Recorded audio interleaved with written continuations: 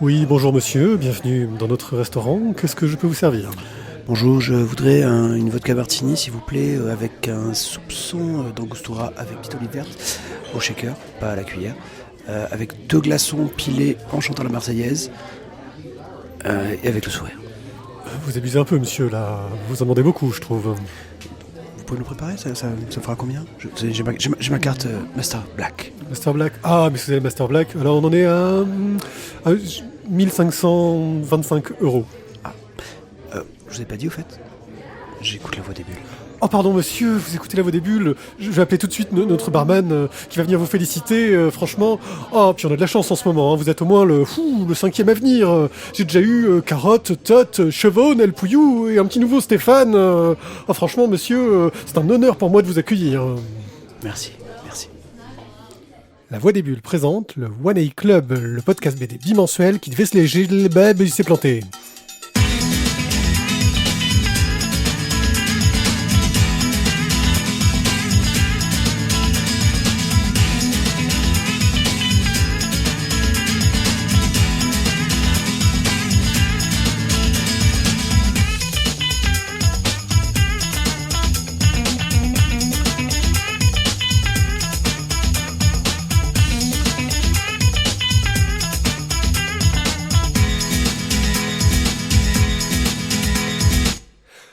Coucou les gens! Vous écoutez le One A Club, le podcast super sympathique qui est heureux de vous accueillir. Nous sommes aujourd'hui très nombreux parce que par rapport au dernier épisode, on s'est dit qu'il fallait qu'on mette les choses à donf. Et j'ai un public vraiment très présent. Ouais, voilà. Stop, on se calme. Avec Thio! Pardon. Thio, Oui, bonjour. qui est là pour m'accompagner tout le long de ce podcast. Et c'est tout. Enfin, C'est tout. Oui. parce que Ti a décidé de lâchement nous abandonner en emportant toutes les BD avec lui. C'est ça. Donc du coup, en fait, on n'a rien. Mais par contre, j'ai un gros avantage, c'est que maintenant, j'ai la vue sur le jardin. Oui, c'est vrai. J'ai changé de place. Et franchement, je crois que je vais changer. Parce que du coup, c'est vraiment cool, en fait, la vue sur le Surtout jardin. quand on enregistre de jour, c'est un peu rare aussi. C'est un peu rare aussi, ouais. Mais Voilà. c'est bien. Donc, dans cette émission, comme à notre accoutumée, nous allons commencer par une belle rubrique bande dessinée online. Puis, nous enchaînerons avec des chroniques. Nous allons parler de Journal d'un enfant lune, du tome 1 de Nin, du tome 1 de Giant, du tome 1 d'Alice Mathison, du tome 1 de Susan Bastard, Et du tome 1. Et ouais, putain, tu suis, toi. J'ai c'est suivi pas mal. aujourd'hui, ouais, je suis à fond. Du cabaret des ombres, pas d'express cette fois-ci, car on a décidé d'aller vite. Si, il y en a un, Si, c'est il y en Axolot. a un. Et c'est l'anecdote, le tome 4, désolé. Mais bon, voilà. Tome 4. On n'aurait pas dû le mettre, celui-là. Bref, rassurez-vous, l'émission va être, comme à son accoutumé, pleine de qualité, même si j'ai l'impression que je mange mes mots aujourd'hui. Ouais, aujourd'hui, hein. je sens que ça va être très très Je compliqué pense pour que toi. ça va être un petit peu délicat. Et ben, on va tout de suite commencer avec le online pour éviter que je dise encore des tonnes de conneries. Ouais. Attends, d'abord, on va expliquer un peu notre intro. Parce que je pense qu'elle était intéressante sur cette histoire de restaurant. On voulait remercier Stéphane, qui est un nouveau tipeur, qui a eu droit à la coïncidence de malade. Et moi, je trouve ça fantastique. Les sponsors potentiels, écoutez bien. On a quand même réussi à faire venir un Londonien dans un restaurant canarien. Voilà, mon frangin, la dernière fois qui est venu, qui a parlé vaguement de son resto. Et il y a un mec qui parle, le plus grand des hasards, écoutait notre émission, était aux Canaries et se faisait loger par la voisine de mon frangin. Donc en gros, voilà, merci Stéphane, franchement, pour ton soutien au Tipeee, ça nous aide beaucoup. Vous pouvez tous, bien sûr, nous soutenir du montant que vous voulez, hein, en mettant même un seuil maximum. Vous n'êtes pas obligé de dire, vous pouvez dire, je ne veux pas donner plus d'1 € par mois. Ça marche aussi, vous pouvez le faire. Et nous, ça nous aide pas mal pour acheter du nouveau matériel, comme ce 4e micro que nous avons aujourd'hui, dont nous n'avons pas besoin. Oui, mais on en aura bientôt besoin. Ouais, la semaine prochaine, ça va nous être très utile. Bref, c'est maintenant que je lance le online.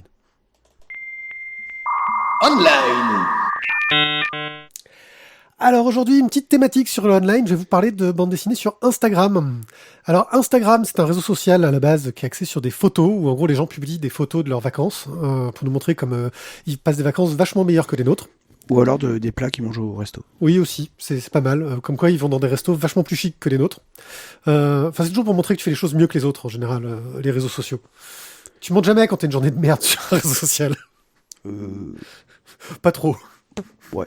Bref, et beaucoup d'auteurs ont décidé d'utiliser Instagram comme outil sur deux techniques différentes.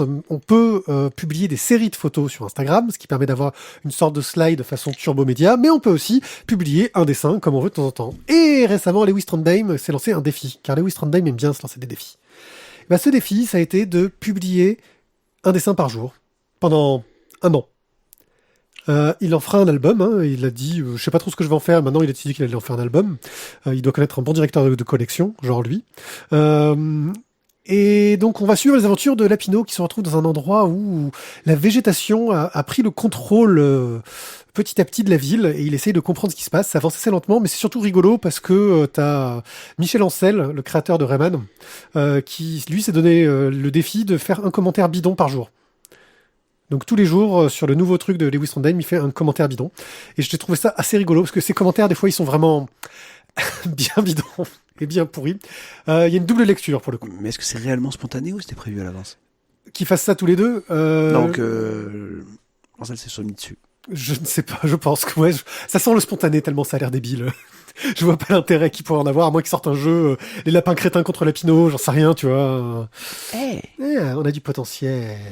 Donc voilà, c'est sur le site d'Instagram de Trondheim, Lewis Trondheim.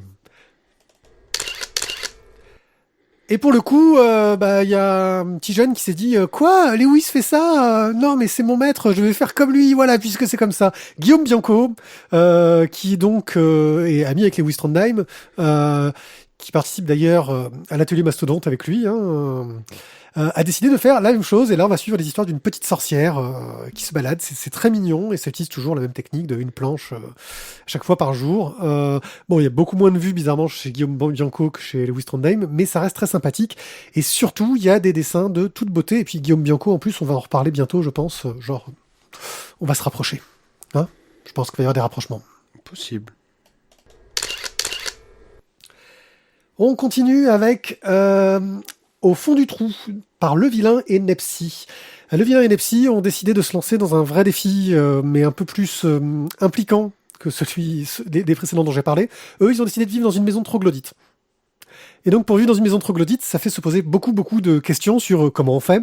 Combien. Alors, apparemment, ça peut coûter pas trop cher, mais il peut y avoir des beaux travaux de rénovation quand même. Et puis, apparemment, il faut bien travailler sur le plafond, enfin ce qu'il y a au-dessus du plafond, tu sais, la nature, quoi, pour pas que ça s'effondre, pour qu'un jour tu te réveilles pas avec ton toit sur les genoux, tu vois. Et donc, ils sont beaucoup inquiétés là-dessus, ils sont intéressés, et là, ils nous font suivre un peu toutes les mésaventures qu'ils ont eues pour avoir la maison troglodyte. Apparemment, ils l'ont eu à l'heure actuelle, même s'ils ont encore quelques soucis, à ce que j'ai cru comprendre.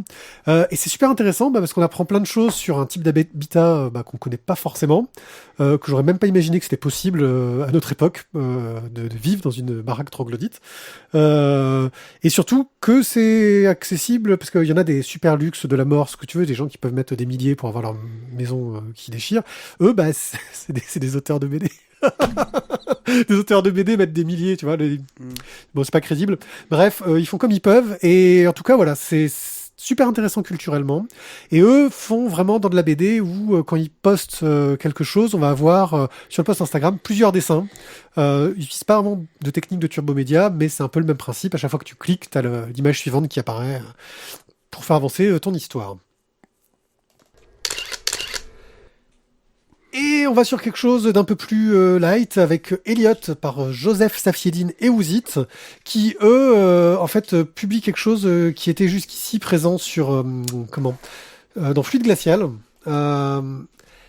qui venait nous parler de Elliot, qui est une sorte de gros lourd à moustache, une sorte de roux qui pue à moustache bien lourd. Ouais, je peux me permettre de dire du mal des roux, c'est. Et donc c'est du strip qui est publié, c'est du 4 cases à chaque fois. Et Elliot, ça a l'air d'être un gros lourd bien horrible. C'est du 45e degré. Je trouvais ça très très drôle et en plus de temps en temps ils se font des participations, genre tu as un dessin d'Elliot en charcuterie, un dessin d'Elliot en coussin, en broderie sur coussin, un dessin d'Elliot en citrouille, enfin un dessin, pas un dessin, un vrai Elliot en citrouille, un gâteau Elliot. Ils se sont vraiment fait beaucoup de délire, ça, c'est bien débile, j'ai beaucoup rigolé. Je sais pas si ça continue parce que ça fait un moment qu'il n'y a pas eu de publication, mais c'est un bon moment de rigolade. Chope ton verre. Hein? Chope ton verre. Pourquoi je chope mon verre? Chope ton verre. Attention, qu'est-ce que tu vas faire? Ok. Tu es en train de faire le déplacement de BD de la mort. Bon, on lance les chroniques. Et donc, par quoi on commence après être allé dans la grotte? On va regarder la lune. Oh, on parle de BD de cul? Non, ça c'est pour le prochain. Journal d'un enfant de lune, donc de Joris Chamblin et Anne-Lise Nalin. Joris Chamblin, on le connaît donc pour les carnets de cerises, que nous avons déjà moult fois chroniqué dans nos émissions. Et Anne-Lise Nalin, nous la connaissons aussi pour Première Vendange, et aussi parce qu'elle a été souvent notre interview star des Calanques des Bulles 2 années d'affilée, ou deux fois, mais ouais, avec 2 enfin voilà. Et puis pour le fanzine anachronique auquel elle participait. Voilà. De quoi nous parle le journal d'un enfant lune? On va avoir donc une famille qui emménage dans une maison avec une fille, une ado, Morgane, qui est l'ado, quoi. Puis elle s'appelle Morgane. Ouais, franchement, puis l'ado, bien chiante, quoi. Et dans cette maison, elle va trouver en fait un journal intime caché, et ce journal, c'est le journal d'un enfant de lune, c'est-à-dire donc une personne qui a une maladie orpheline, qui est une ultra-sensibilité en fait aux rayons du soleil, ce qui fait en fait que forcément il ne va vivre que la nuit. Ou alors super équipé. Ou alors super équipé, très velu. Voilà. C'est le Xeroderma pigmentosum. Tu viens de le lire ou t'avais retenu? Non, je viens de le lire. Donc elle va lire ce journal, elle va du coup se découvrir aussi, on va dire, une sensibilité vis-à-vis... Non. C'est un crush, quoi. J'ai terminé. Voilà. Elle va se découvrir une sensibilité donc vis-à-vis donc des personnes qui souffrent de cette maladie. Bon, elle a un peu le béguin pour le gars en question, sauf qu'en fait, elle ne sait pas du tout quand. C'est pas qui il est, donc elle ne sait pas qui il est, elle ne sait pas quand est-ce qu'il est dans cette maison. En fait, elle ne sait rien. Et donc, forcément, c'est compliqué. Donc, du coup, elle va se mettre justement à la recherche de cette personne. Et, eh bien, ce Maxime en question, elle va tout faire pour le retrouver. Voilà. On va rester là sur le pitch, parce qu'après, donc, il faut quand même garder un petit peu de mystère. De mystère, oui. Dans le journal d'un enfant de lune. Au niveau du scénario, Joris Chamblin est toujours, je trouve, autant au top. Il arrive à te faire... déjà, je trouve qu'il a beaucoup de sensibilité dans ses scénarios. On l'a déjà vu avec les carnets de cerises. Et là, il traite une maladie orpheline. Et c'est vraiment très, très bien traité. Très, très bien traité. Vraiment, moi, j'ai passé un très bon moment. Il y a beaucoup d'émotions. C'est assez touchant. Et puis en plus, donc on a quand même Anne-Lise Nalin. Ouais, mais là c'est parce que j'ai aussi la voix éclatée. On a aussi Anne-Lise Nalin. Ouais, mais il tient plus. Serre plus ton micro. Excusez-moi, un petit souci technique. Non, c'est que tu vois, il est quand même un peu il est fatigué. Ouais, mais on a le pied qui est fatigué. Donc je vous disais oui. Donc il a récupéré donc ici Anne-Lise Nalin donc pour le dessin. Et là voilà, je trouve qu'Anne-Lise Nalin est au top du top. Déjà sur Première Vendange, on avait quand même beaucoup apprécié son trait. Là, je trouve qu'elle a quelque chose qui est vraiment splendide, avec des couleurs qui sont très sympas, pétillantes. C'est vraiment... on est dans l'émotion, et dans le texte, et dans le dessin. Voilà. Pour moi, je dirais c'est quand même... Il y a en fait rien à acheter. Moi, alors le scénario Joris Chamblin, il a vraiment une écriture de l'adolescence, de la jeunesse, de façon globale. Je sais pas, il doit avoir beaucoup de modèles dans son entourage pour bien comprendre comment pensent les gosses. Ils font vrai. Ils ont pas l'air faux. On se moquait tout à l'heure en disant que Morgane dedans, c'est une adolescente casse-couille. Mais elle sonne vraie, elle sonne pas juste, tu sais, le cliché de l'adolescente casse-couille, quoi. Elle est pas, c'est juste que, elle est ses humeurs, elle a pas envie qu'on l'emmerde. Enfin, ça sonne juste. Et il y a vraiment, en termes, de l'écriture de ces personnages, quelque chose de très, très réussi. Et puis dans la relation parentale aussi. Je trouve il arrive très, très bien à décrire ça. Moi, j'ai juste la fin qui m'a un petit peu, j'ai été un petit peu, la chute est pas mauvaise en soi. Il y a une chute qui est intéressante, mais qui est plutôt bonne. Mais le final en soi fait que oui, j'ai trouvé ça sympathique, j'ai trouvé ça intéressant, j'ai appris des choses, mais tu vois, j'en ferai pas un coup de cœur. J'ai trouvé que c'était très très bon, mais j'en ferai pas un coup de cœur. Ok, on commence. Ouais, on commence la guerre. Le dessin d'Anne-Lise. Alors Anne-Lise, on la suit depuis un moment maintenant. On la voit. On trouvait qu'elle était vraiment douée jusqu'ici. Là, on voit son dessin, mais alors c'est lumineux, alors que ça se passe beaucoup de nuit, mais il y a un dessin qui est très lumineux. Elle sait vraiment beaucoup jouer des contrastes de couleurs pour faire ressortir le soleil sur les moments du début du bouquin où on voit du soleil, alors qu'on en voit presque plus tout du long. Des ambiances de nuit. Un trait tout en finesse, une délicatesse dans la représentation des visages. Et quand je dis ça, c'est pas seulement les visages féminins, c'est aussi les visages masculins qui font pas. Tu vois ce que je veux dire? Il n'y a pas ce côté. Il y a des gens qui savent dessiner avec des filles, des gens qui savent dessiner avec les garçons. Elle arrive à dessiner tout le monde.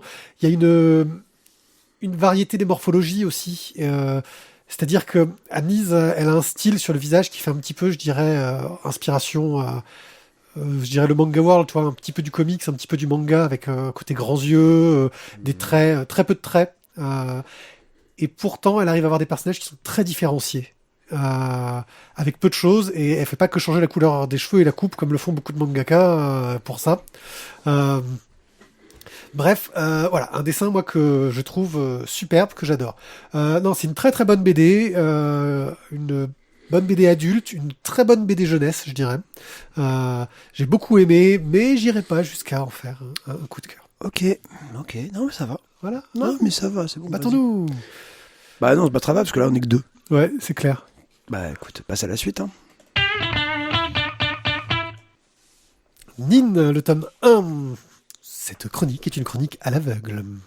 Donc, Nin... Tu veux que je la brute à la voix ou... Non, ça va. Non, ça va. On est nul en bruitage à la voix. Nin est une petite fille qui a été trouvée étant petite dans le métro et qui a été adoptée par deux gars qui bossent dans le métro, qu'on suppose en couple. C'est jamais dit clairement, mais quand même. Et donc, qui petit à petit va avoir... Comme ça, on croit quel livre, c'est ça Je fais le gars qui feuillette, tu vois. Et qui va commencer à voir des choses que les autres ne voient pas. Elle commence à voir des papillons dans le métro que les gens ne voient pas.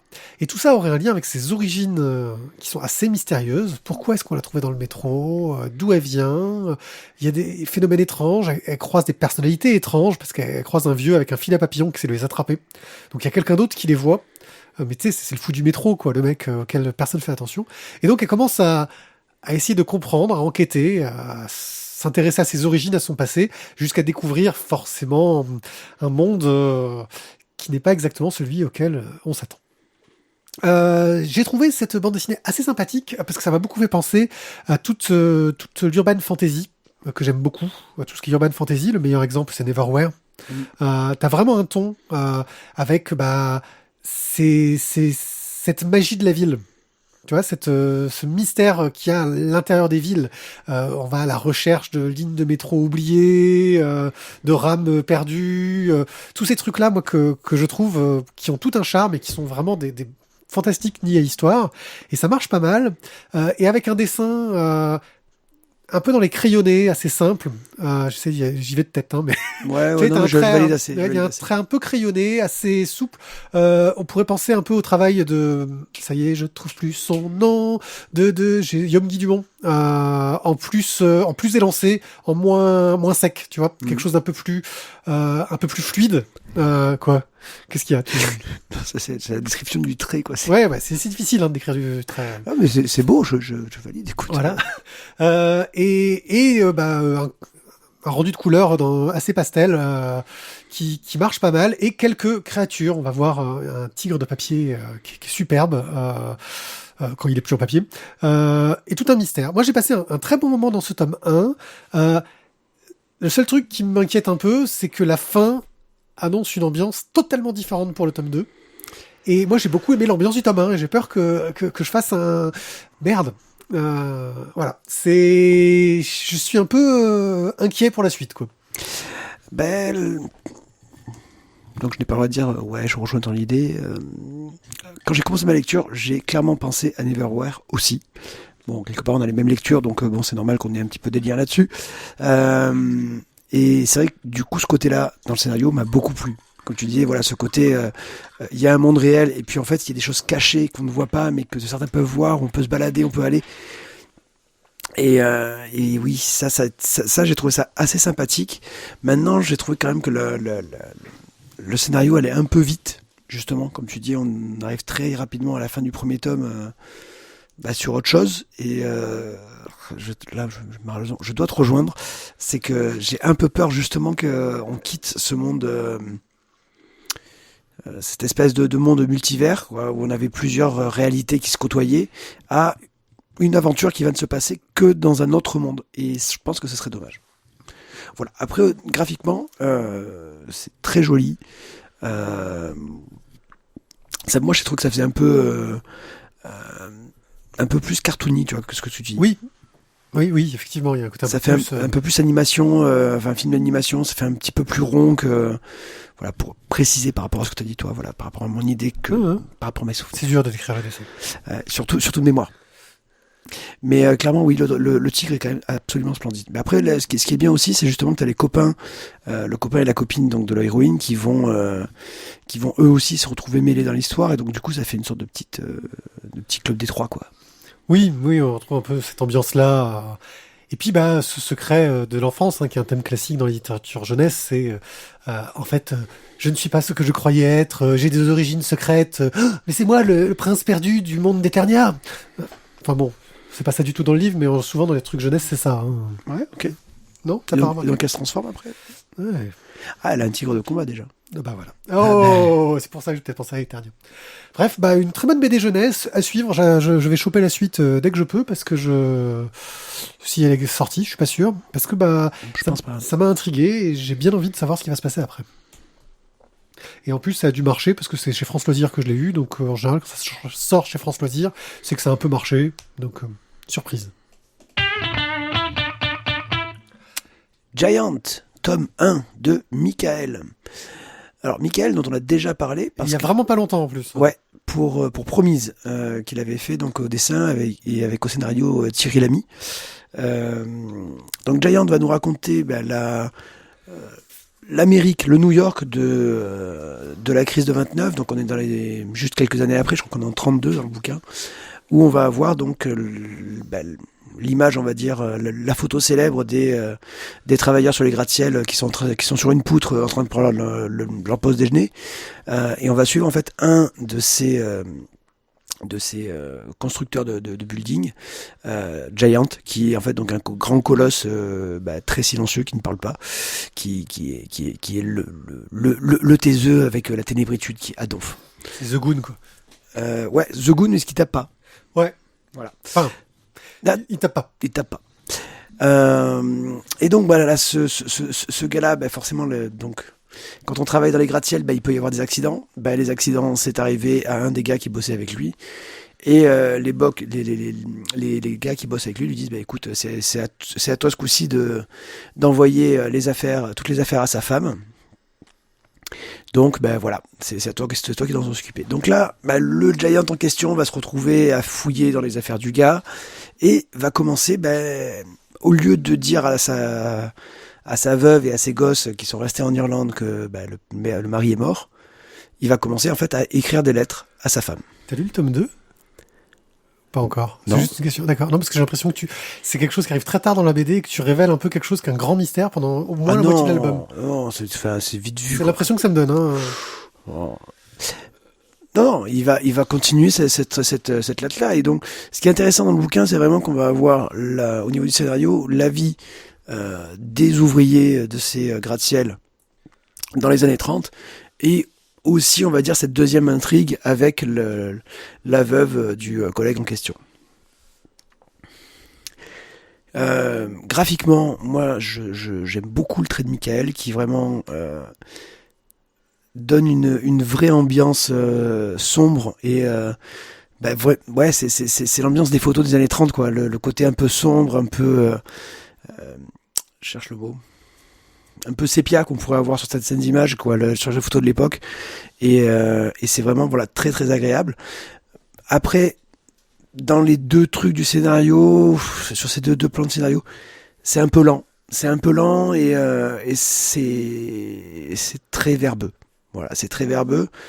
Mais dans l'ensemble, j'ai quand même passé un bon moment. Je te rejoins un peu sur le côté lenteur, mais ça colle pas mal avec un peu le propos. Et puis, il y a une sorte de... On n'est pas amené vers Giant tout de suite, on est amené vers un gars qui débute, par un gars qui débute dans ce milieu-là, donc il nous montre un peu comment se passe le métier. Giant est introduit un petit peu tardivement dans l'histoire, mais moi vraiment, cette idée, ce coup des lettres, pour moi, on comprend que... qu'il a pris la place de quelqu'un, mais que au moins au milieu de l'album, quoi. C'est pas expliqué vraiment de suite. C'est pour ça que je me demande si c'était pas limite d'avoir un peu spoilé. Mais je suis pas sûr. Bon, on a vraiment un point de vue très différent là-dessus. Bref, j'ai trouvé ça sympa. Non, parce qu'il y a le truc de la fin qui fait que. Oui. Tu sais qu'il va se passer. Voilà. Oui, oui. Donc, bon, on raconte pas la fin du tome. Mais je pense que voilà, c'est quand même assez rapidement dans le tome en fait. Donc, il y a un tome 2 de prévu. Parce que, juste, je te coupe, il y a la machine à écrire qui le pique à l'écrivain maudit. Et ça, c'est quasiment dans les 15 premières pages, quoi. Mmh. Ouais, mais enfin, il me semblait qu'au début, on a des éléments sans avoir l'explication et que l'explication arrive plus tard. C'est pour ça. En tout cas, moi, j'ai trouvé ça, sympathique, mais un peu mou. J'ai bien aimé l'ambiance, mais je sais pas trop où nous mène ce récit. Et j'ai trouvé que justement, ça mettait un peu du temps à créer une intrigue où on avait envie de savoir ce qu'allait se passer, quoi. Donc, faut voir si un tome 2 va relever un petit peu en apportant une conclusion efficace. En tout cas, c'est vrai que graphiquement, ça déchire pas mal. Ça marche très très bien. Et puis ce qui est rigolo, c'est comme on a lu Promise il y a très peu de temps et qu'il y a beaucoup d'écart de temps, je crois, entre les deux tomes, entre les deux bouquins. C'est assez marrant de voir encore les progrès d'un auteur. Donc, Giant par Michael, et c'est chez je ne sais pas qui, parce qu'on n'a pas le bouquin sous les yeux. C'est Glénat, il me semble. Alice Mathison, tome 1. Alice Mathison est une infirmière de bloc dans un hôpital. Et en fait, c'est une tueuse en série. Elle s'amuse à aider les gens à mourir plus vite parce que elle prend du plaisir à les voir disparaître. Jusqu'au jour où, en fait, les gens qu'elle tue ne meurent pas car ils deviennent des zombies. Vous avez aimé Dexter, vous avez aimé The Walking Dead, vous avez aimé plein de séries un peu dans le genre, vous faites un gros mix, vous mélangez, et vous avez une bonne grosse série B, très très série télé dans l'ambiance, où il y a un peu Grey's Anatomy aussi, parce qu'il y a plein d'histoires de cul au milieu. Oui, c'est ça, c'est Grey's Anatomy qui rencontre Dexter, qui rencontre Walking Dead. Je crois que j'ai bien résumé Alice Mathison. Tu me diras après si tu vas jusque-là. On est vraiment dans la série B voire Z, qui fonctionne comme une série. Beaucoup de personnages, des intrigues parallèles et une volonté d'avoir une écriture très très sérielle, parce que apparemment, à ce que j'ai cru comprendre, le premier et le dernier tome, c'est le même dessinateur, et les 4 tomes qu'il va y avoir entre les deux, c'est d'autres dessinateurs, et ils ont prévu de la diffuser sur un an avec un côté vraiment feuilletonnant. Alors, j'ai beaucoup de retard. Hein. D'accord, oui. Mais c'est ce qui est annoncé, en tout cas, au début du tome 1. Je sais pas s'ils ont fini la série encore. Je pense. Ouais, tu penses qu'ils ont fini ? Je crois que c'est un peu pareil il y a 3-4 ans. Ah oui, d'accord. Donc, bref, nous, on se base avec notre retard habituel là-dessus. Et le dessin a un côté très à l'américaine, je trouve, très très très très comics, voilà, du comics à la française. Ça marche bien, c'est efficace. Le scénario, ouais, on n'est pas là pour trop user notre cerveau, c'est cool, on retrouve plein de codes qu'on aime bien. Voilà, il y a la petite grosse sympathique, parce que les petites grosses sont toujours sympathiques dans ce genre d'histoire. Je sais pas pourquoi, il y a une sorte de cliché là-dessus. C'est bourré de clichés. Mais je trouve que la sauce prend plutôt pas mal. Comme divertissement, vraiment, tu vois, de la bonne lecture de gare, quoi. Le truc, t'as pas envie de te prendre la tête, c'est très bien exécuté, ça marche très très bien, mais ça casse vraiment pas trop patin canard, parce que bon, c'est pas là-dedans que vous allez trouver la BD de l'année, quoi. Voilà, vous passez un bon moment, mais disons que voilà, les ficelles sont un petit peu... Voilà, tu vois avec quoi ils accrochent les paquebots sur le port, hein. Voilà, c'est ça la ficelle. Ok. Vas-y, à toi. Ah, ça va être dur là, de passer après. Bon, bah donc voilà, je vais pas non plus te contredire totalement. C'est un peu ça, c'est un peu un mélange de beaucoup de choses au niveau du scénario. Maintenant, j'ai quand même passé un moment fort agréable. Voilà, je dirais pas que c'est le livre de l'année, clairement, on est d'accord là-dessus. Mais t'as quand même ta matière, voilà, pour te dire, ok, c'est cool, j'ai passé un bon moment, c'était sympa. Voilà. Bon, voilà, c'est au niveau du dessin. D'accord pour le coup. Au niveau du dessin, c'est très honnête. Comme tu dis, c'est un petit côté, je trouve un peu, comme tu dis, américain, mais ça faisait un peu des fois roman photo même. Oui, j'aurais pas été jusque là. Pour les moments où ça parle de séduction et d'amour et de C'est voilà, ça fait un peu. Les dialogues font un peu Grey's Anatomy, quoi. C'est voilà, c'est peut-être pour ça. Mais voilà, bon, enfin, moi j'ai passé un bon moment. Maintenant, je sais pas si j'achèterai les tomes suivants. Je vais être honnête. Surtout que là, je dois agrandir ma bibliothèque, donc je ne vais peut-être pas acheter tout de suite des BD. Mais non, c'est pas si mauvais, quoi. Non, mais c'est honnête, c'est pas mauvais. C'est juste pas remarquable. Voilà. C'est. Oui, voilà, c'est pas remarquable, c'est une bonne définition. Tu sais, c'est la série que tu te mets quand c'est l'heure de faire la sieste, que t'as fait un gros gueuleton et que t'as vraiment pas envie de te prendre la tête. C'est le téléfilm de M6 qui fait peur. Ouais, mais enfin bien, parce que des téléfilms de M6 qui fait peur, souvent c'est vraiment de la merde. Hein. Là, on est comme un peu au-dessus. Voilà. Alice Matheson. On vient de le faire. On vient de le faire. On est sur Southern Bastards. Donc les bâtards du Sud. Donc on est donc chez alors j'ai Jason Latour et c'est Aaron. Ouais, c'est Jason Aaron. Jason Aaron et Jason Latour. Ouais. Voilà, ces deux Jason qui vont donc nous amener dans le Sud profond. Le Sud profond où forcément qu'est-ce qu'on fait le week-end? On allume des barbecues et on regarde des matchs de foot. Des noirs, pardon. Ça, c'était avant. Ah, pardon. C'était avant, monsieur. On allume des barbecues, on regarde des matchs de foot, et quand on n'a pas le match de foot, ben, qu'est-ce qu'on fait? On se tape sur la gueule. On va être vraiment dans le cliché du redneck, quoi. On est... c'est violent, c'est brutal, c'est très grégaire au niveau de la ville. On va voir en fait une sorte de vieille star locale qui revient donc dans sa ville de naissance, ville qu'il a quittée suite à une dispute avec son... Il y a 40 ans. Ouais. Voilà, suite à une dispute avec son père, et donc bah son père ça y est a cané, et donc lui revient pour pour s'occuper, pour faire on va dire la succession, vider la maison et puis se casser. C'est même pas la maison de son père, c'est la maison d'un oncle qui vient récupérer. Son père est mort longtemps avant. Mais il a vécu là. Oui, voilà, mais il a vécu là. Et donc du coup, il va devoir tout vider, et ça le fait chier. Il a prévu de faire ça, mais vraiment en un week-end le plus vite possible. Au début, il voulait faire une journée, finalement, il va avoir des emmerdes et du coup, ça va prendre 2 jours. Et puis finalement, il va avoir des grosses emmerdes et ça va prendre plus que 2 jours. Et forcément, quand tu commences à avoir des emmerdes dans le sud, t'as des très très grosses emmerdes. Voilà. Puis les histoires, les vieilles histoires qui ressortent, et une violence, voilà, c'est les États-Unis où chacun a le droit d'avoir une arme pour se défendre au cas où, quoi. Voilà. Et puis voilà, est-ce qu'on peut vraiment se débarrasser de ses origines? Est-ce qu'on peut vraiment tout renier, même si on est parti il y a 40 ans, et que ça ne saute pas à la gueule après? Parce que son père c'était le shérif, et qu'il a dû gérer 2-3 crises, et ça s'est mal passé, quoi. Et il y a des souvenirs là-dessus. Voilà.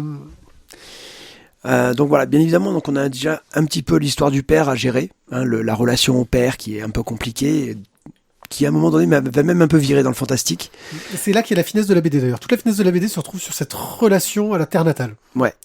Parce on dirait pas comme ça au premier abord, mais il y a de la finesse dans cette BD, je trouve.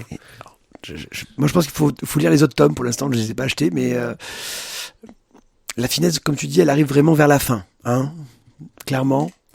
Mais graphiquement, je trouve que Jason Latour a vraiment fait un taf excellent. On est vraiment dans le sud. Moi, je dirais presque que j'avais la chaleur.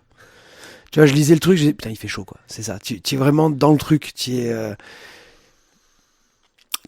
sens l'odeur de la sauce barbecue et des travers de porc et de la sueur, voilà. Et de la connerie qui suinte de certaines personnes aussi. Tu es vraiment dedans, grâce au dessin. Et scénaristiquement, on est peut-être un petit peu trop dans le cliché, mais je pense que Jason Aaron avait vraiment envie de te faire vivre le sud, son sud, parce que lui il vient de là, vraiment envie de te faire découvrir ce qu'était, ce que c'est une ville du Sud, quoi. Oui, surtout qu'il n'y a pas que du négatif. Il met en avant ce côté négatif. Il met en avant ce côté négatif, il met après aussi beaucoup d'empathie sur le fait que c'est la petite ville, que tout le monde se connaît, qu'il y a aussi quand même des côtés positifs dans cette petite ville, hein. Même si finalement, on peut avoir des désagréments justement parce que tout le monde se connaît.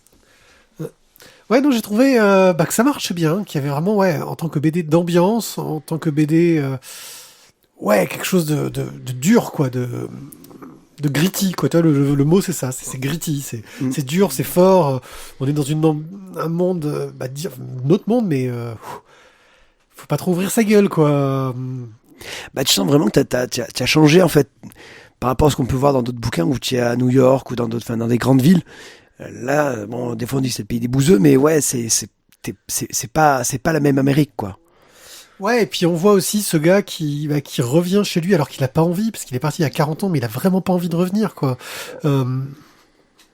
Sauf que son passé le rattrape, qu'on est dans un bled, et que dans un bled, tout le monde le connaît, le mec. Le mec, ça fait 40 ans qu'il est parti, tout le monde le connaît. Et tout le monde le reconnaît. Et a entendu parler de lui. Et si c'était trop jeune à l'époque, tu vois. Et on voit ce côté village, quoi. Qu'on peut retrouver tout à fait dans des petits villages de par chez nous, hein, je pense. Enfin, de par chez moi, plus. Tu sais, le sud de la France, la Corse. Le grand sud. Voilà. Ouais, il y a un peu ce genre d'ambiance là, je pense. Sauf que là, les armes, ils ont pas le droit de les avoir, donc on les voit moins. Ça veut pas dire qu'il y en a pas. On ne va pas, commence pas à parler de ça, s'il te plaît. Ouais. Bref, non, j'ai ce côté rural et il y a un petit côté insulaire. Moi, j'ai reconnu un peu un tempérament et des trognes comme on peut l'imaginer dans des endroits qui vivent un petit peu à l'écart du reste du monde. Mmh. Et ça marche bien. C'est une bonne BD. J'attends la suite quand même, voir comment ça va évoluer, parce qu'on a vraiment une chute où tu fais merde, ok, bon, très bien. Donc le twist final te laisse quand même vraiment sur le cul, quoi. Ça te retourne le cul, voilà, c'est ça. Ouais, j'aurais pas dit comme ça quand même. Mais voilà, donc c'est quand même assez surprenant. Et du coup, ça me donne quand même vraiment bien envie de lire la suite. Le Cabaret des Ombres, tome 1. Une bande dessinée de Hautière et Poitevin chez Rue de Sèvres. Une aventure des spectaculaires, c'est le titre de la série. Les spectaculaires sont des artistes de cirque qui ont l'air géniaux. Il y a le surhomme, l'homme bête, l'homme volant et la femme invisible, en gros, hein, pour résumer, qui sont en gros des gros arnaqueurs et qui font tout avec des bouts de ficelle, quoi. Enfin, c'est des artistes de cirque. C'est des prestigitateurs, quoi. Voilà, c'est... et qui se la pètent tout ce qu'ils peuvent, jusqu'au jour où quelqu'un vient les voir pour leur donner une mission, en leur disant c'est super risqué, machin chose, et eux disent écoutez, en fait on fait des illusions, on s'en fout de votre truc, on va pas le faire. Puis le gars revient le lendemain en leur disant bonjour, je voulais vous donner une mission, parce qu'en fait ce gars-là a un problème, il perd la mémoire. Proche, et donc et il se retrouve du fait que ce gars-là soit venu les voir 2 fois au milieu d'une intrigue mystérieuse, et comme ils ont vraiment des gros problèmes de thunes, ils décident d'accepter cette mission, de retrouver une invention qui a été volée au mec, et qui serait une arme qui pourrait être très dangereuse. Bref, ensuite c'est mes aventures de héros un petit peu par défaut, qui ne sont pas si exceptionnels que ça, mais qui essaient de faire semblant pour faire plaisir à leur employeur, mais qui va aussi leur donner les moyens, grâce à des inventions de ses créations, d'être un peu des super-héros de l'époque, parce que on est, je sais pas, fin 19e là-dedans, ouais, dans ces eaux-là, voilà. Le scénar est assez rigolo, assez fun, j'ai bien rigolé, c'était cool. Le dessin... un petit côté gravure dans le trait, mais en très cartoony. Il s'amuse beaucoup là-dessus, mais c'est plein de petits traits qui font un peu repenser à l'époque. C'est une aventure agréable, un peu longue, j'ai trouvé, dans la façon dont c'était traité, quand même. Et on attend de savoir un peu ce que ça va donner pour la suite, parce que c'est une série qui est intéressante. Ça part un peu dans le n'importe quoi et dans le gros délire. c'est un bon départ pour une série qui est très divertissante et très efficace. Voilà, comme sans être la série du siècle, mais qui a ce côté vraiment efficace et divertissant. J'ai passé un très bon moment à lire Le Cabaret des Ombres. Je trouve un peu dur sur la fin quand même de ta chronique. Ouais, mais c'est parce qu'à un moment donné, on peut pas donner des coups de cœur à tout, tu vois. Ouais, on peut pas donner des coups de cœur à tout, mais enfin, voilà.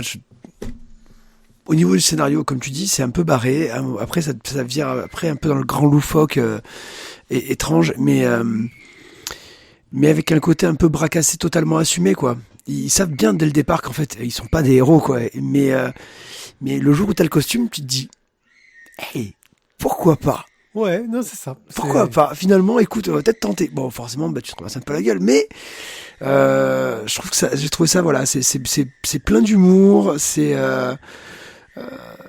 mené avec beaucoup de légèreté et avec un dessin qui va vraiment très très très très très très très bien. Moi, j'ai passé vraiment un très bon moment. Vraiment, c'était une bonne découverte. Voilà, la couve te mettait en appétit, mais ce qu'il y avait dedans, finalement, on voyait quand même très très bien. Donc non, moi je plus sois. C'est une bonne bande dessinée. Je la conseille. Ok, donc Le Cabaret des Ombres chez Rue de Sèvres par Othière et Poitvin. Donc on mettra pas un coup de cœur non plus, quoi. Ouais, je suis comme ça. Non, on en a donné trop la dernière fois. À un moment donné, il faut faire des efforts. Voilà. Mais la dernière fois, j'étais pas là. Express. Et bien, nous allons parler de Axolot, le tome 4. Thio, qu'as-tu à nous dire sur ce tome 4 ? Patrick Beau scénario, plein d'auteurs au dessin. Plein d'auteurs talentueux, toujours donc Patrick Beau qui nous déniche des histoires de ouf, quoi, des trucs tu te dis des fois mais c'est pas possible, c'est pas vrai. Et si, ça l'est. Donc du coup on reste dans du classique, on va dire, sur Axolot. Graphiquement, j'ai trouvé qu'il y avait encore, je dirais pas que les auteurs d'avant étaient mauvais, les dessinateurs d'avant étaient mauvais. Non, il y avait il y avait quand même du très très bon, mais j'ai trouvé que là la mouture est encore meilleure au niveau du dessin. Je trouve que les histoires ont été vraiment bien appropriées par chaque dessinateur et vraiment c'est toujours autant un plaisir Axolot à lire. Ouais, plein d'histoires un peu originales. Puis on retrouve nous nos chouchous, genre Edouard Court, que j'aime beaucoup, et c'est vraiment et des auteurs que je suis, Loïc Sécheresse, Hassane, des gens que j'aime bien. Je vais pas tous les citer, mais c'est passe un bon moment. Toujours la même construction, c'est-à-dire histoire courte. Une thématique, genre là c'était les guerres les plus ridicules du monde par Yannick Grossetête, qui reviennent au fur et à mesure de l'album, d'autres thématiques sur des inventions bizarres, etc. Des anecdotes un petit peu au milieu, en express, quoi, ou dans sorte de trois trucs. Voilà, Axolot tome 4 par Patrick Beau, franchement, si vous aimez les histoires insolites, étranges et pourtant vraies. Voilà, Patrick Beau c'est comme un peu le Jacques Martin de notre époque, incroyable mais vrai, version 21e siècle. T'as vu, c'est bien résumé. C'est bien résumé, mais je trouve que ça enlève un petit peu quand même de la classe de Patrick Beau. Ouais, je sais. Mais Jacques Martin, il y avait une certaine classe aussi. Je crois qu'on a fini. On va peut-être voir vous laisser. On se retrouve la semaine prochaine avec Sébastien Célimon, qui va nous parler un peu de ses expériences en tant que blogueur pour Le Monde il y a quelques années, et aussi comme responsable du numérique chez Glénat, où il a travaillé un peu sur toutes les expérimentations sur ce sujet. Donc ce sera dans la splash page la semaine prochaine. On espère que vous apprécierez cette émission qui s'annonce très très intéressante. Qui devrait marquer le retour de Tizak, qui devrait être présent. Ouais. Voilà, donc j'ai réussi à me venger, je l'ai fait disparaître d'une émission, maintenant il devrait revenir. Voilà. Bon, on espère qu'on le verra la semaine prochaine pour cette émission fantastique. Merci à vous de nous avoir écoutés. On se retrouve donc dans 15 jours pour un nouveau One Eye Club. Et en attendant, la splash page, c'est la semaine prochaine. Merci à tous. Au revoir et à bientôt. À bientôt. Ciao, ciao. Ciao, ciao.